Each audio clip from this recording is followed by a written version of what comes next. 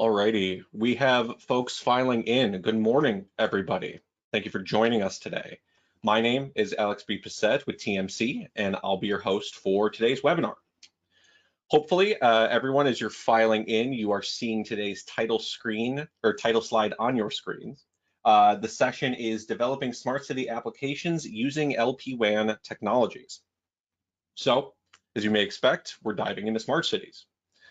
Little background first, as folks continue to join us. The smart city market as a whole is expected to grow dramatically over the next 5 to 10 years. It seems like every report we read pegs its growth in the billions with unheard of CAGRs. The growth looks like it'll stem from a wide range of smart city applications and implementations, from smart mobility management, smart public safety, services, smart healthcare, smart buildings, utilities, education, you name it.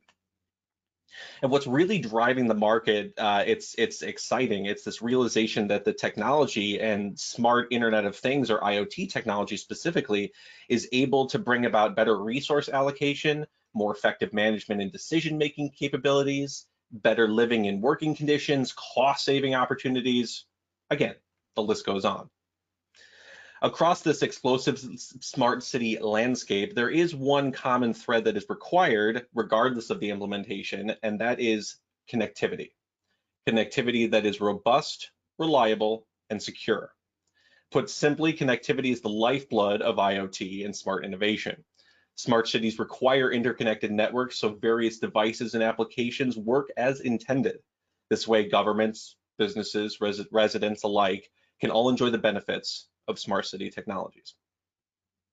One very viable connectivity option here is low power wide area network, or LPWAN. This provides a cost-effective solution to enable smart city applications.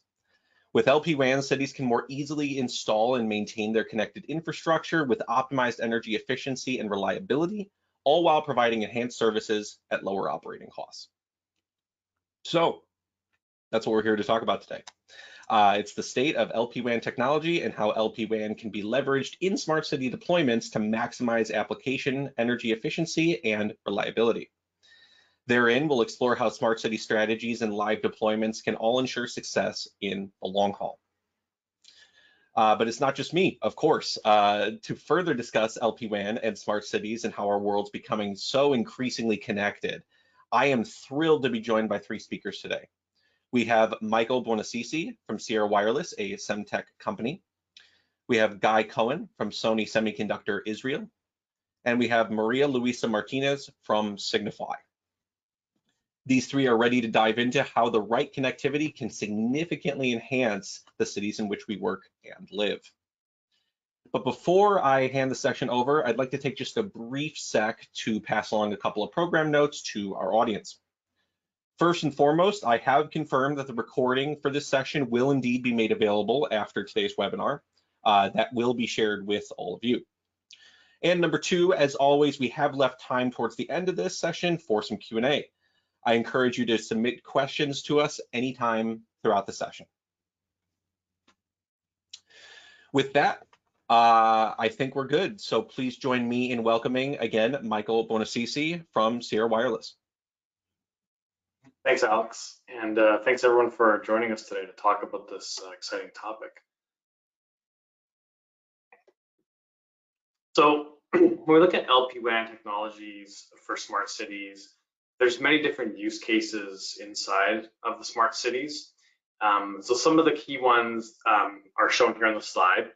Things like leak detection, heating systems for houses and buildings, smart metering, which could be gas meters, water meters, electricity meters, smart parking applications. One we've seen grow quite a bit recent years, EV charging stations. Being connected to those stations is increasingly important, and street lighting, which we're going to be talking about later on today. So some of the common characteristics that we see in applications and use cases in smart cities is generally these applications need lower data rate connectivity. These aren't high bandwidth kind of mobile broadband type applications. They need to be extremely low power, so they either are battery powered and need to live for many years in the field on a battery, or they're just very low power. They could be energy harvesting, but commonly very low current, low power applications. And many of these are outdoor as well. So they're going to live for many years and in many cases be outdoors and need to be reliable and robust for all that time in that application. So if we look at what's been driving the adoption of LPWAN technologies in smart cities, what's been changing, what are the business drivers, what are the technology requirements? The business side, increasingly, devices are being connected to the cloud to do things like remote monitoring, remote maintenance, preemptive maintenance. I mentioned along deployment life, so these products typically need to be supported for 15 years, 20 plus years in the field. And I think as everyone is really familiar with these days, security is increasingly one of the most important things that customers are looking for, and applications need to make sure that they support not only at the time of deployment, but for the entire life of that device in the field. And some of the technology drivers in these smart city applications as well. So things like the low data transmission, the low power consumption, over-the-air updates, which actually goes along quite well with the security topic, because if you want to keep your devices updated over time, over-the-air updates is the way to do it. So these are some of the primary drivers that we've seen going towards the growth of these markets in the smart city. So Alex talked a little bit about it at the beginning, but just how big is this market planned to be or forecasted to be? According to ABI research, here on the slide, you can see that the total LPWAN technologies, so there's many different technologies covered in LPWAN, all of those are estimated to be 59 million connections this year, 2023, growing to 211 million connections in 2030. So a huge amount of growth across many of those different applications and use cases in the smart cities.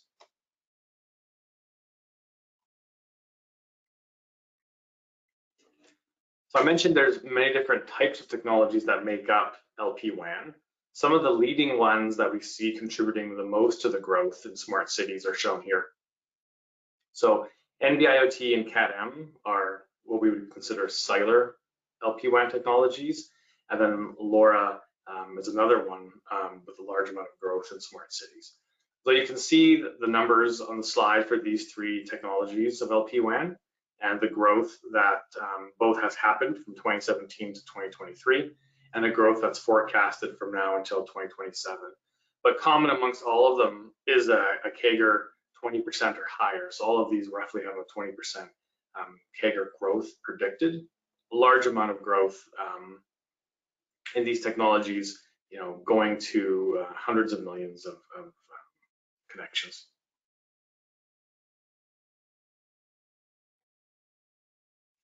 So today we're going to focus on cellular LPWAN technologies, or LPWA. So here are some of the characteristics that make up cellular LPWAN technologies, and we call them the 4 C's of massive IoT: cost, coverage, current, and capacity. So these are all things that are specific to LPWAN cellular technologies, as opposed to some of the mobile broadband cellular technologies that you might be more familiar with in a cell phone or consumer devices. These are really targeted towards these IoT or smart city use cases. So when we look at cost, we're deploying millions of devices. We can't be talking about costs so similar to a cell phone, right? So this is cost in the range of Wi-Fi or Bluetooth is the way to think of it. So the technology enables designs to have less components in the designs. The data subscription plans are much lower cost and lower data, specifically for these types of use cases. For coverage, when you're deploying these large numbers of devices in kind of relatively small areas in certain cities or areas, they can be in hard to reach places. They could be underground, they could be blocked. There's technology enhancements in Cat-M and NB-IoT that allow for greater coverage. So greater than 20 dBs of coverage, a 5 to 10 times improvement over previous cellular technologies, really enables things like in-ground access that you still have coverage. On the current and power side, so we're talking about up to 75% lower power than previous technologies. There's some new power modes that have been created specifically for these technologies, and Guy's going to talk about these a little bit later. Specifically for these types of IoT smart city use cases, that really helps drive the 10 plus or 20 plus years of battery life. These are deep sleep modes that have been specifically designed for CAT-M and IoT. And then capacity. So if you're talking about putting devices on everybody's house or on the streets or in the lights, the density of connected devices is going to greatly increase. The networks have to be able to handle that increase in capacity and that number of devices on the network. So these are 5G requirements as well, and this is built into the standard that these cellular LPWA technologies can support. Now I'll pass it over to Guy to talk about some of the design considerations and these smart city applications. Yeah, thank you very much, Michael. So as for design consideration, there are several key items that should be taken under close consideration in the IoT product design, and particularly in smart city applications. Key items such as energy efficiency, small size with integrated functions, and capability to achieve wide coverage are highly dependent on the IoT chipset and module level solutions. The solution architecture, design, and algorithms will affect the performance. Security is a key item in smart city applications to protect privacy, to ensure data integrity, and in general to mitigate cyber threats. In some aspect, the cellular network offers a built-in benefit while designed to provide reliable and secure communication with the global compatibility. Longevity, certification-ready solutions, and flexibility to allow and configure different functionalities in a product level are also highly important to have an optimal and most suitable solution for IoT products. So in the next slides, we'll get into more details for each one of these considerations. And let's start with longevity. Ensuring longevity is crucial in many IoT applications. In smart city and infrastructure products, longevity is prioritized to reduce a need for maintenance and increase the lifespan of the installed systems. Smooth and uninterrupted functioning over a long time has a strong value. Cellular IoT-based connectivity is designed and planned to ensure product longevity. This figure shows the evolvement of the cellular technology during the years and actually also way forward thinking in the cellular IoT domain. In the cellular history, as can be seen, a new generation comes every decade and provides new capabilities and technology options. 4G LTE, the long-term evolution, which came in 2010, defined several categories, each one with different level of performance. The higher category you use, the higher data rate you will achieve. And this path comes into the eMBB use case in the 5G frame, which target extremely high data rates of up to 20 gigabit per second. In parallel to that, a lower category branch was introduced in the 4G area to meet the unique requirements of the IoT use cases, as Michael also described before. The mid LTE categories, which can be seen here, category 1 to category 3, category 4, will follow with 5G NR new radio, reduced capability, wet cap technology in the 5G area. But the real attention on communicating things came with an introduction of two cellular LPWA categories, and these are the LTM and NB-IoT. These new categories have the complete focus on the IoT devices to provide full optimization to such use cases. The 5G massive IoT, or MMTC, continue to base on the LTM and NB-IoT, which are therefore expected to exist up till 2040 and above. The cellular IoT technology will ensure product longevity, and therefore it is being used in many smart city types of applications.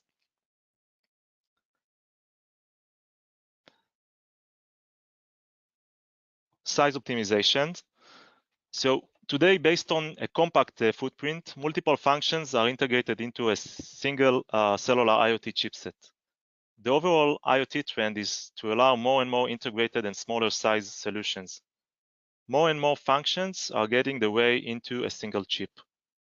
Besides a 4G, 5G cellular modem, a single chipset includes a complete solution with an integrated GNSS and other location capabilities such as Wi-Fi and cellular-based positioning. It can include an integrated SIM, a complete SIM operation system to allow secure connectivity without a need for an external and bigger embedded SIM or external plastic SIM. It can have an isolated subsystems inside the chip to enhance security and have different built-in security capabilities. Different unique capabilities such as hardware-based encryption, key generators, and secure storage are based on a physically isolated element inside the chip.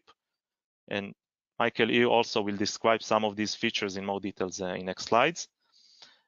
Integrated application MCU based on a dedicated CPU will allow a device maker to write its own application software and avoid the need for external processor or host to manage the device.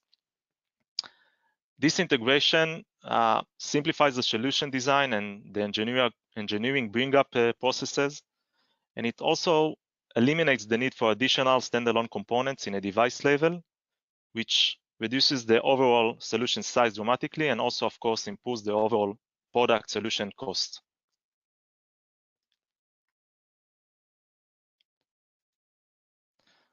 Let's discuss on energy efficiency. So energy efficiency is another key item for the IoT products. When looking on a single device, low power consumption will allow to extend battery-operated device lifetime.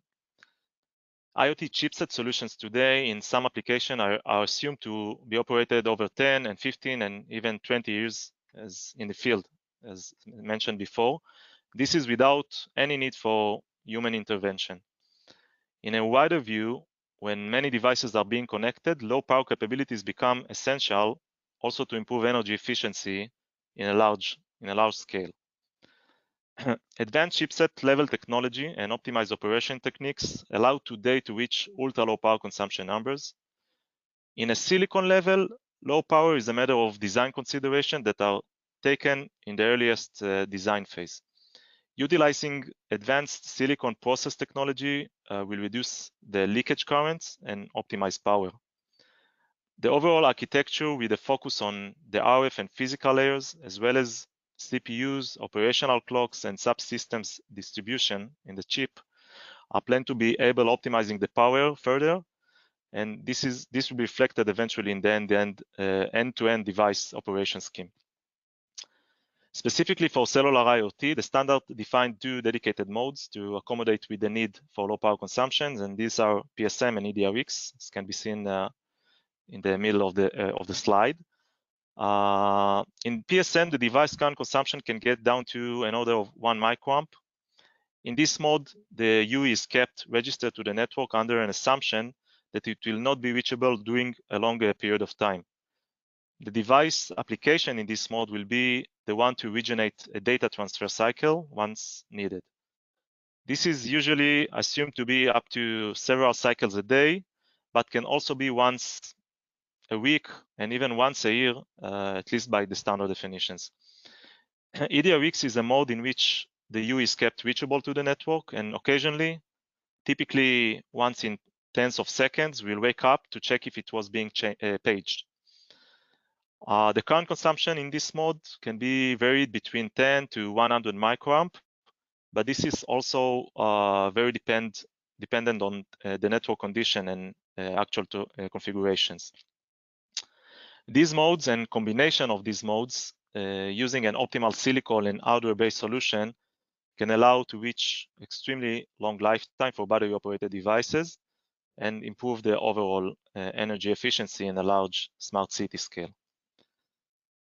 I would like now to hand over the control back to Michael to complete this view. And I think one other thing to add on the energy efficiency that we've seen from a module point of view, working with many customers in smart cities and other IoT applications that it can be incredibly complex to actually realize these extremely good power KPIs that you get from the chipsets. And so it's important when you're looking for a device, a module, chip to integrate into your solution, that you look for things that help you to enable that. So things like notifications, software notifications, the AT commands to control the power states, the IO signals that are available to customers to tell you when you've booted up, when you can send your data, how to force the module back into a low power mode. All of these things kind of contribute to the end-to-end solution, which helps customers enable that extremely low current consumption and gives them that battery life of 20+ years. And we've seen customers be able to achieve this using these types of characteristics. So moving on to security, we kind of mentioned security a little bit already in the beginning, but we wanted to give some more details for customers designing these applications and what to look for, what kinds of things to consider when choosing a solution. So typically, cellular LPWAN modules are made up of 3 major components: the bootloader, the modem code or modem processor, application processor, and application code. And there's different features in each of these that can contribute to the overall security of the solution. So starting from the bottom in the bootloader, it's very important for things like how a JTAG is handled, which is a debug interface, right? That needs to be disabled for production, because if it's not disabled and people have access to that, you can gain a lot of privileged access to the devices. This is also the first layer of where secure boot is enabled. Secure boot is a feature that ensures that only the trusted signed firmware or software for that device is what's actually allowed to run on that device, and there's no third-party or malicious versions of that are loaded and able to run. So that needs to be done from the very beginning of the boot process. In the modem side, so the modem is what really interfaces with the over the air, with the cellular network, things like FODA and secure updates. When we talk about doing secure updates, how can you ensure that the firmware over the air updates and the updates that are being sent over the air are secure and are what's meant for that device? There's also many different protocols that can be used to communicate. Some of these are old now and considered deprecated and unsecure, so these should be removed from the product. Things like old SSL versions that are no longer safe to use, they should be removed. As you move up to the application level, things like secure access to AT commands. So in many cases, there's large numbers of AT commands available. Some of those give quite low-level access, could be used for malicious purposes. Want to make sure that those are locked out and or password protected. Updating default passwords. Don't want to ship devices that have either similar passwords or default passwords across many devices. Disabling console access, which again would give someone more access to the device. Updating the kernel or OS versions over time and third-party packages, specifically for things like security vulnerabilities. Vendors can also use things like code analysis tools, things like Clockwork that's available that can scan your code of the vendor that you're using to make sure that there's no vulnerabilities or problems with the code.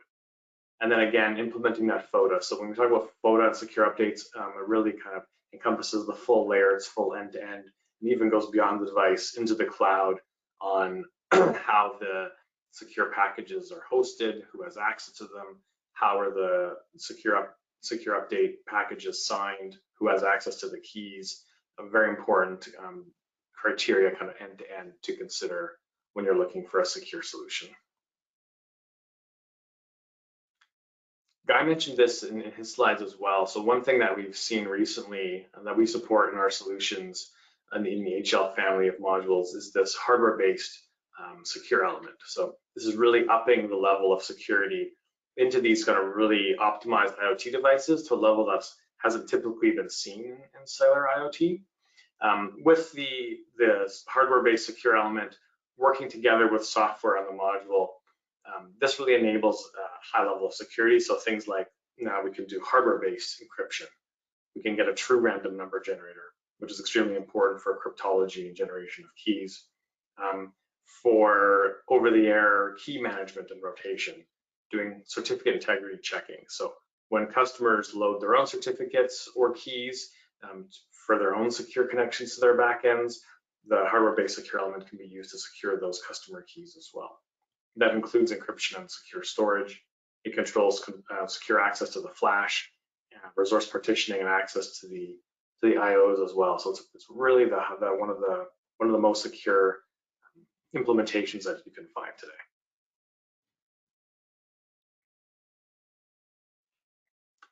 Another key consideration when we're talking about cellular devices is the network. So obviously, you're dependent on the carrier network, so the mobile network operators or the MVNO connections as well. So, so customers will need to choose the appropriate connectivity depending on where they're deploying.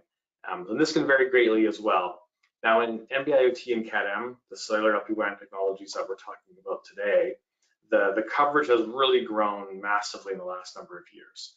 So here's some statistics from the GSMA, sorry. So NB-IoT, 137 networks in 44 countries, and Cat-M, 115 networks in 32 countries. So many networks are available today. Hundreds of millions of devices have been deployed across these in numerous countries around the world. Many countries offer more than one LPWAN network as well. So coverage has been increasingly growing. We continue to see that grow. We think it'll continue to grow into the future. It's a great option for customers to connect these devices. What we have seen and what customers may choose depending on where they're deploying is in some cases fallback to 2G is still an option. So you can get from Sierra Wireless as well, modules that support Cat-M and IoT, but fall back to 2G. So in some areas, especially in some of the European areas, where we still see, depending on how wide the deployment is, customers still may want the option to fall back to 2G, which was more of a ubiquitous type network available. So that's one of the kind of key considerations to think about as well. Is what regions are you deploying in? Is it global? Is it country specific? Do you need fallback to 2G or not? That's not something that we're seeing will continue to be a requirement and going into the future, but today it is used in many cases.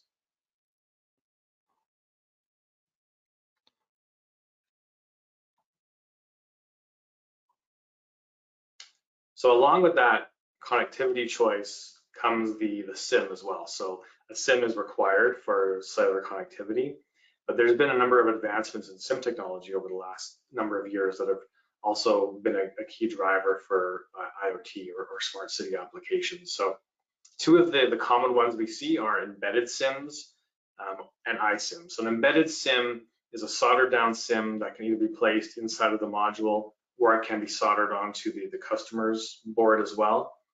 Obviously, there's some advantages when you get it inside of the module and you don't have to even worry about procuring that SIM and soldering it down. And then there's also iSIM, which is basically the software of the SIM loaded into a secure element inside of the chipset, inside of the module on the device. So there's a number of benefits for customers to use either of these solutions. So overall, you're going to get a size benefit on the overall solution. Typically, these are quite optimized for power consumption as well. So you'll see a decrease in power. Embedded SIMs and iSIMs, these are also can be found in high reliability or ruggedized form factors as well. So it goes along with the devices needing to have that 15 to 20 year product life. The logistics are simplified for customers. So no longer are you needing to procure SIMs yourself, solder those SIMs in a factory, deal with all the logistics around that. And then there's also increased security. So with an embedded SIM or an iSIM inside of either the chip or the module, much more difficult to get to, much more difficult to tamper with, and really helps drive that increased level of overall product security on the applications. Certifications are also a key topic when you're talking about LPWAN and cellular LPWAN deployments. Using a pre-certified module greatly allows customers to leverage certifications from the module provider and reduces the time to market, the effort, costs that are required to really launch a product. Certifications are complicated. They encompass three major areas. So there's country regulatory, there's industry-specific certifications, and MNO or mobile network operator certifications. Country certifications are things like FCC in the United States, CE that's used in Europe, and industry-wise, there's PTCRB in North America, and then GCF, rest of the world in Europe. These are cellular industry certifications that are usually required. And then mobile network operators. So this depends on obviously where you were deploying your solution, which country, which region, which operator you've chosen for your connectivity. Some of the names here: Verizon, AT&T, T-Mobile, United States, Orange, Vodafone, Deutsche Telekom in Europe, Telstra in Australia, KDVI, Docomo, SoftBank in Japan. Network operator requirements vary greatly. The testing varies greatly. Some of these can be very challenging to get through if you don't have experience and you haven't gone through them. When you use a module that already has these certifications, you get to leverage a lot of the testing that was done on the module towards your device. Even things like FCC in a lot of cases can be quite minimal on the end device if you use pre-certified module and you follow the guidelines given for integration. This will greatly reduce time to market and the effort, especially for customers who don't have that experience in the past.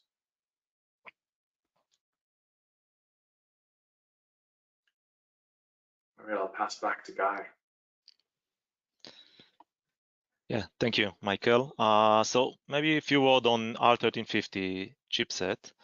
The R1350 is our third generation cellular IoT chipset. It has been developed to answer the evolving and growing needs of the cellular IoT market. The system solution features ultra-low power consumption in a variety of modes. This includes the standardized PSM and EDRX modes, which will significantly improve energy consumption and increase the longevity of battery-operated devices. It has an AI engine for edge processing, indoor and outdoor positioning technologies bundled with the sensor hub, which collects data from sensor while maintaining its ultra-low power. It is a highly integrated solution supporting the LPWA, LTM, and NB-IoT, as well as a short-range radio for sub-gigahertz and 2.4 gigahertz protocols. It is based on a multi-layered security architecture, including hardware and software-based secure element to ensure the end-to-end security. The R1350 solution is designed for rapid integration into a variety of verticals, including smart meters, wearables, trackers, and of course, smart city application types.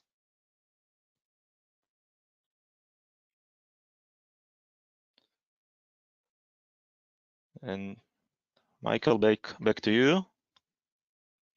Thanks. So talking about the modules now available from Sierra Wireless. So our LPWAN portfolio is built around our HL modules. So the HL78 is the current generation shipping mass production today.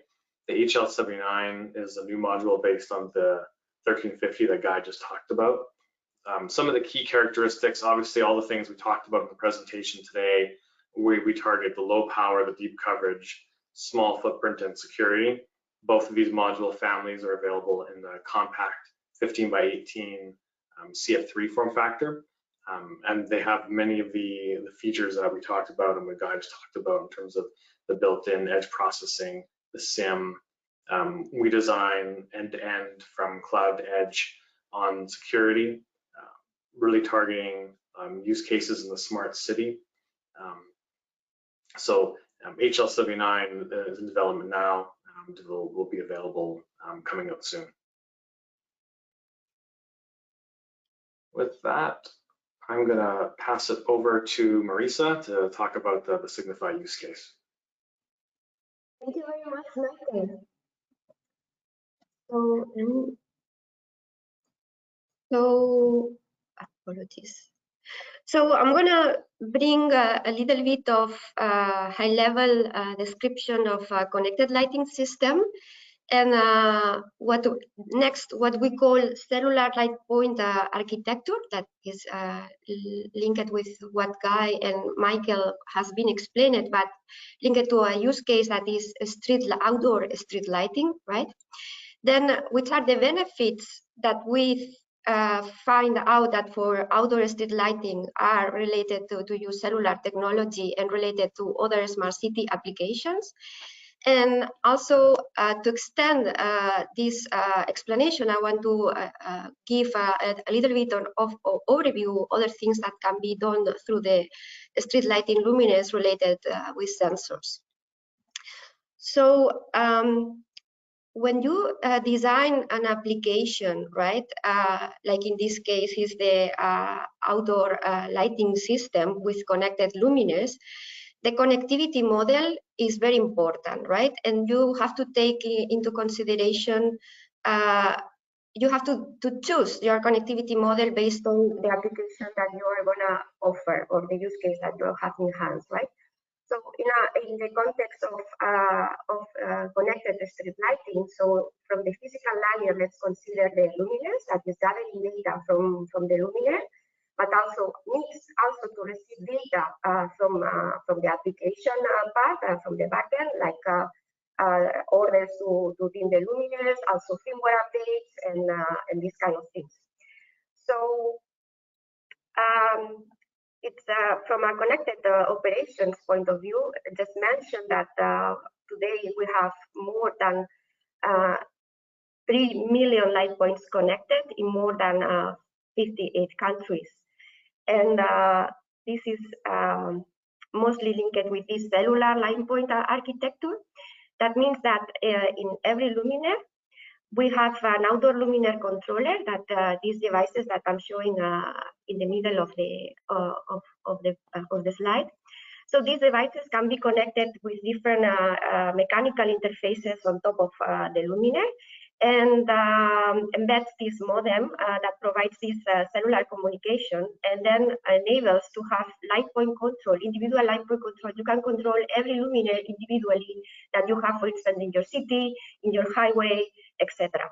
So this technology brings the possibility to have almost plug and play solution, very limited, very reduced commissioning from the user point of view, from our customers' point of view.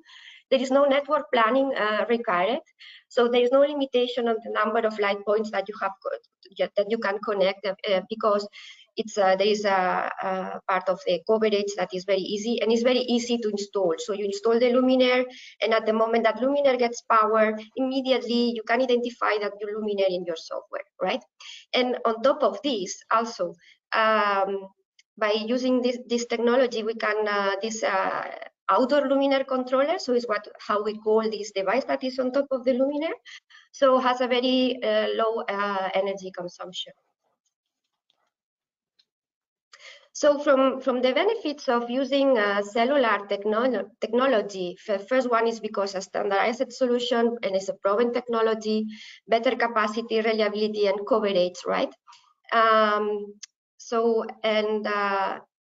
It's very, so we need to have in mind, okay, the extended coverage for remote locations. You know that you can have luminaires spread all over, and maybe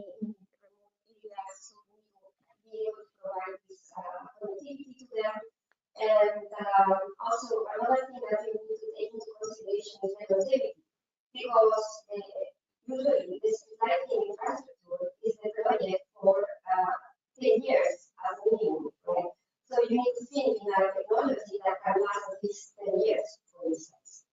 And ubiquity is very important, and also something, a solution that reduces the complexity to our customers to be able to use this solution to manage the whole street lighting that they have in the business. So just as an illustration, right? When you see this map is the user interface that we have in our software. As I said before, at the moment that you install a luminaire, that luminaire gets powered, that luminaire is equipped with this outdoor luminaire controller with this modem inside, right? Start sending data to our backend, and then you can start seeing identifying the luminaires. The yellow dots are refers to installed luminaires and commissioned, and the green ones are just yet installed luminaires. This you can see in a map because of this geolocation, right? You can provide this accurate location of where the luminaire is installed, and this helps the lighting operators to have track record of the installed luminaires, energy consumption, faults if there is faults, and then there is something that needs to be solved on site, so the lighting operator can go and resolve the issue with the luminaire.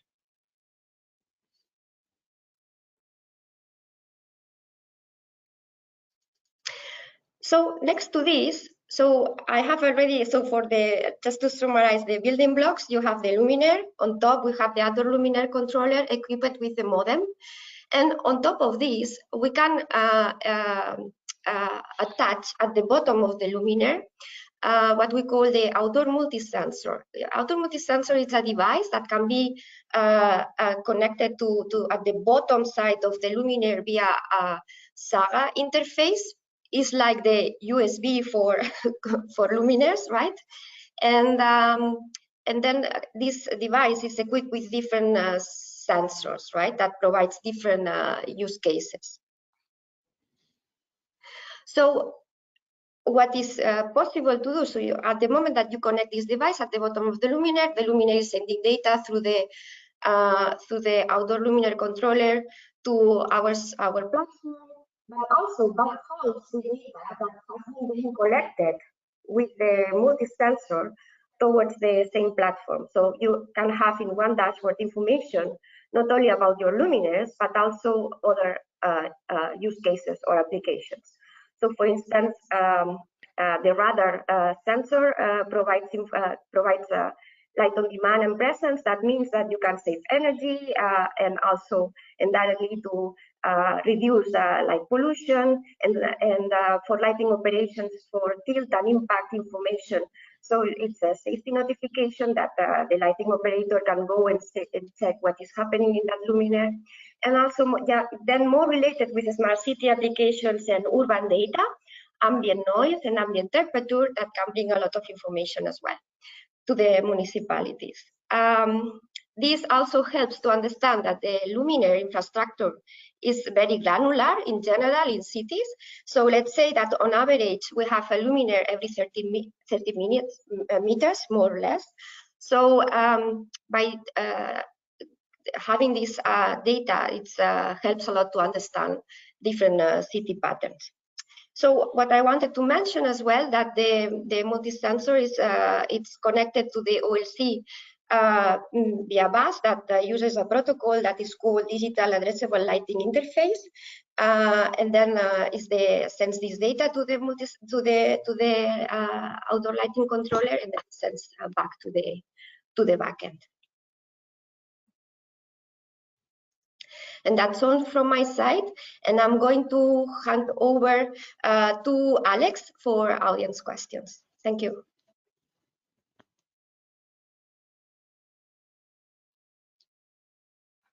Excellent. Had to pop back in. Thanks to all of our speakers so far for shedding light on this topic. We do want to go over some questions as stated. First, I wanted to direct one to our three speakers. Whoever would like to answer, what are the differences in your minds between Cat-M and NB-IoT? What's better to use in this case? Yeah, I think I can try to address. First of all, need to understand that NB-IoT and Cat-M started together in parallel. This is as part of the 3GPP release 13. We see today most of the carriers, mainly in the Western world, support both technologies. So usually our recommendation for device manufacturers would be to use Cat-M at least as a first option, while always dual mode, CADM plus NB-IoT support within a product is an advantage. In terms of technology, CADM would be a better technology, I believe, specifically more suitable for applications that require mobility and roaming. It is more power efficient, and making it a suitable solution for any IoT device types, many which use small data payloads. We also see CADM networks have sometimes better capacity in terms of the number of devices or data that can be sent over NB. There are some pockets in Europe, mainly where NB-IoT is preferred. You can say that NB-IoT is less expensive, so this is generally in areas that are extremely cost sensitive. And maybe another point is that in other countries like China or India, NB-IoT today is the only option, so developers in those markets don't have another option. Besides that, our recommendation is always to go with CADM, and again, dual mode is a big advantage. Yeah, I would agree with what Guy said, and we see most of our customers choosing dual mode options, and you know, in addition to the regional kind of decisions, there's also a bit of application bandwidth, right? Because the data throughputs are also quite different between what you can do on NB versus CADM, and those applications that require on the higher side of IoT type data applications they'll still greatly benefit from the CADM data throughputs. Thanks for the answers. Appreciate that from you both. Specifically, how would we choose between, sort of on a related topic, eDRX to PSM power modules? Will PSM necessarily provide better power consumption for what we're talking about here? Yeah, so first maybe to connect to the previous question, eDRX and PSM, these modes are supported on both CADM and NB. These are part of the standard starting from release 13. In practice, I think that eventually it is a matter of the exact use case. I would say that the main point to consider is the need or the extent for the device reachability level. I described it a bit before. The PSM is more suitable to application which can go to a very long sleep period, and without a need to listen or communicate with the network. And in such devices, PSM should be a better fit, also to allow a minimal power consumption. In case the device wake-ups are more frequent, power consumption will increase, and in some point, eDRX may show a better power consumption numbers. eDRX will be more suitable to applications which have the need to respond faster to the network. Eventually, also here, combination of these two modes during device lifetime is also can be a good choice. But eventually, this is a matter of application needs, and mainly, I would say, focus on power consumption and where and how to optimize in the overall product use case. Matter of application needs and the product use cases as you're describing. Thank you. One follow-up question for you, Guy, as well, talking about this larger topic. Does 5G NB technology replace CADM1 and NB IoT technologies in your mind?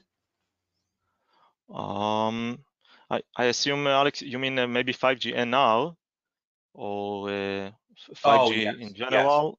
Yes.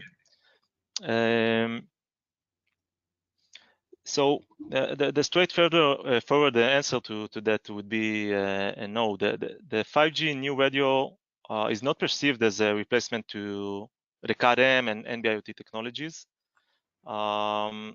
We believe that the LPWA, the CADM and NB technologies are here to stay.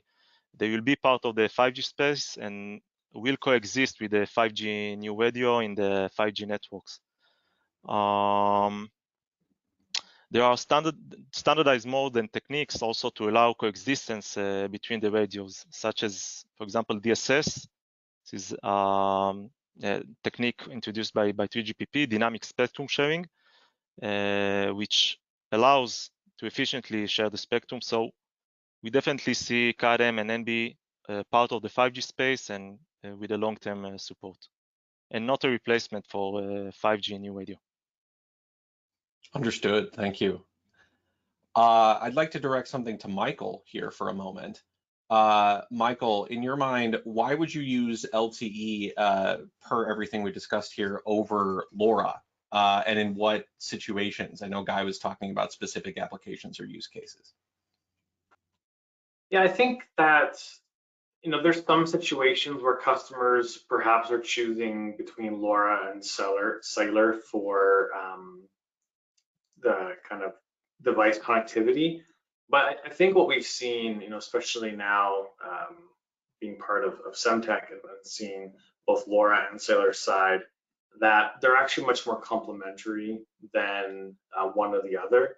So there's a lot of applications, especially for smart cities, where you see devices with both, right? So you'll have maybe a gateway type device, cellular kind of connecting to the network, LoRa connecting to a large number of sensors. So if you're doing a lot of very small sensors at the edge, these end device nodes, there's a large ecosystem out there of LoRa type sensors. You know, you can connect through to the gateway that supports both LoRa and cellular and get that device up into the cloud. There will be some areas, and sometimes that can be a bit regional depending on what kind of networks are available, whether there's some private LoRa networks available, public LoRa network, versus the cellular mobile network operated networks that are used for cellular. So there's also some considerations around bandwidth, battery and power consumption, some differences there.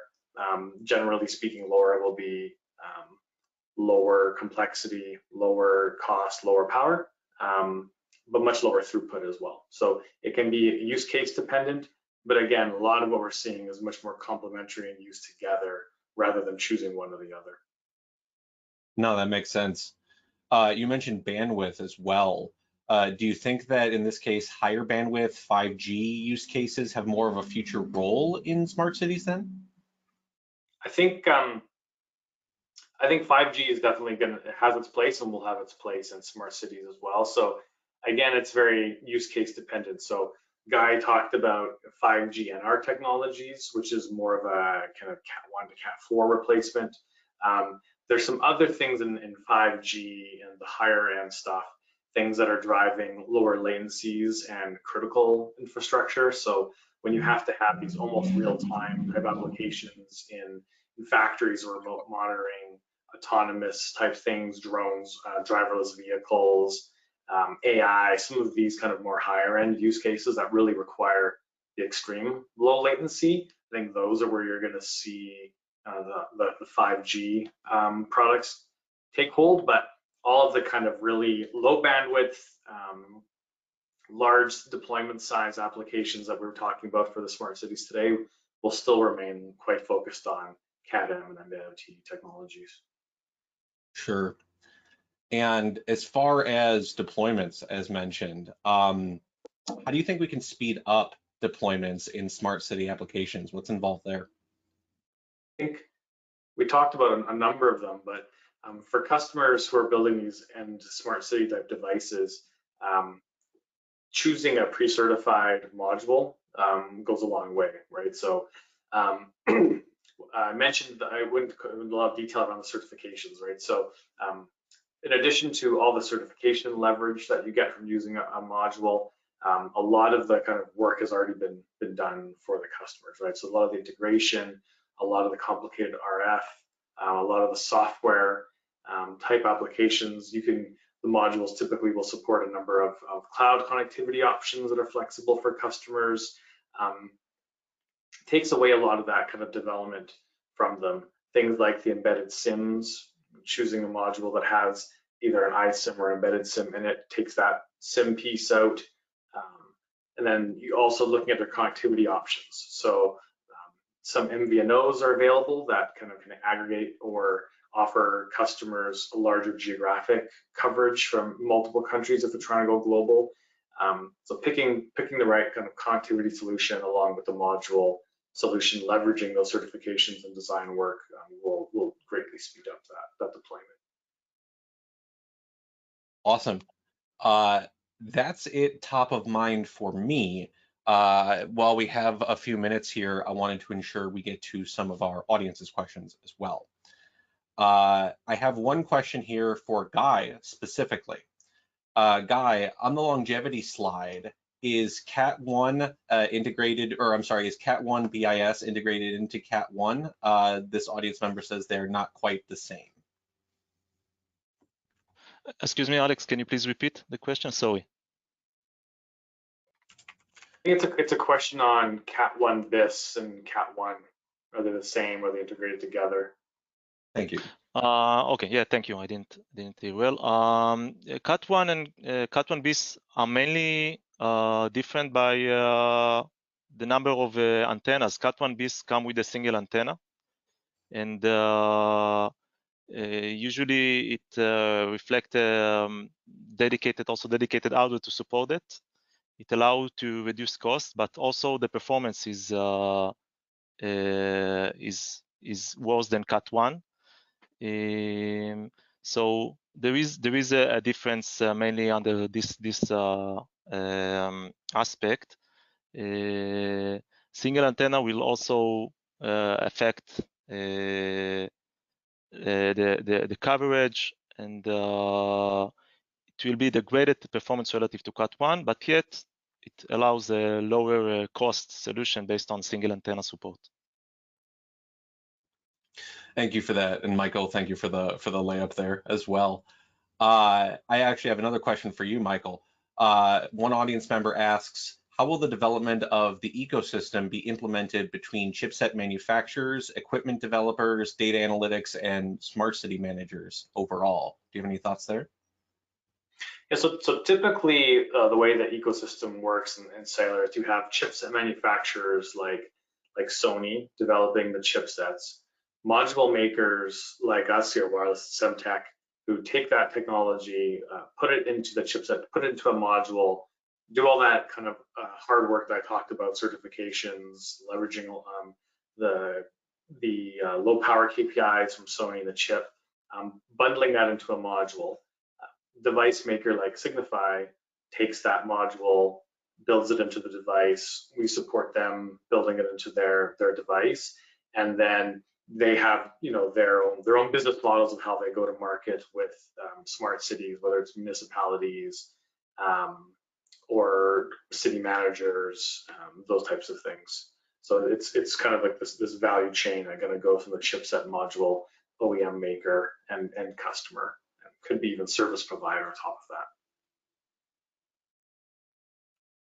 that. Excellent. Maria, I apologize. I have a question for you as well. One audience member asks, how do you see the future of satellite support in terms of this coverage as well?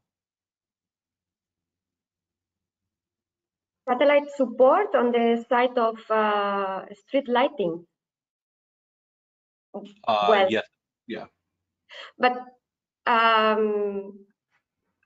well, not as a network, as a network topic, but more as a data that can be used related with weather conditions and these kind of things that can react the lights accordingly, right? This is something that is called adaptive lighting, right? That the lights can react according to certain external inputs like traffic density, or in this case, even weather conditions. Yep. Thank you. And then I know there was a question about lightning response, I believe, to traffic and related to MI and machine learning, anticipating when to turn that on appropriately. Do you have thoughts there? Yes, there are two ways to approach this, right? There is one way is that, well, the basic thing is that the user is able to generate their schedules for the lighting, right? This is very basic. You can do it in advance to see to say how the lights will react on every day, every hour, let's say, for the nighttime, right? But on top of this, if you use a kind of sensor like is a radar Doppler that can detect motion that could come from a car or from people, you can react the lights accordingly. So that schedule that has been programmed can be overruled by this detection, right? This can be managed in this way. And then the other point of view is to have what I said, this density data on a highway. Based on this density, maybe you want to have the lights very low dim level to save energy, and only dim them up when there's a lot of density or it's a traffic accident or this kind of things. Thank you. Alrighty, y'all. I know we are at just about the top of the hour here, taking us to the end of our time today. I know there were a lot of questions that didn't get addressed. We appreciate everybody who submitted them. Anyone who has further questions about this as well, the recording again will be made available, and someone from Sierra Wireless will gladly follow up and connect after today's session. With that, Michael, Guy, Marisa, thank you very much for your time, for spending your time with us and for sharing your expertise and your insights. It was great hearing from everybody. Again, just to state it, the recording will be shared later this week. And thank you as well to our audience for taking the time out of your busy day to join us here. We appreciate it, and we hope to see everybody again here very soon for another discussion. I hope everyone has an amazing one. Thank you. Thank you very much. Thank you.